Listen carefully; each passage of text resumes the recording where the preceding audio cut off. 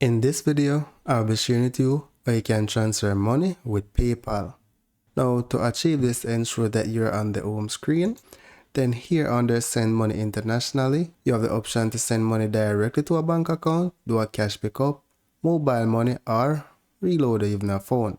So you're going to select which best applies to you. So I'm going to go with cash pickup. From the search for the country that you are sending to. So for this example, I'll be using Jamaica. Here, specify how much money you're sending. You can switch between Canadian dollars and US dollars depending on where you're sending from. It shows how much money the recipient will receive, and you can also send the money for the recipient to receive it in US dollars. So here I'm just going to select cash pickup option for the receiving method. Then select next.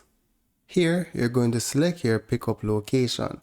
So currently only two options are available in Jamaica. Depending on which country you're sending to, you will see different pickup locations available. So here, select next once you selected a pickup location. Provide the contact's full name. This is the person you're sending the money to. Then select next. Now here, you'll choose how you plan to pay.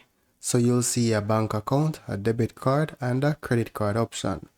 Because my card is already linked, that's why it's showing my Visa card here. So here I'm going to select next.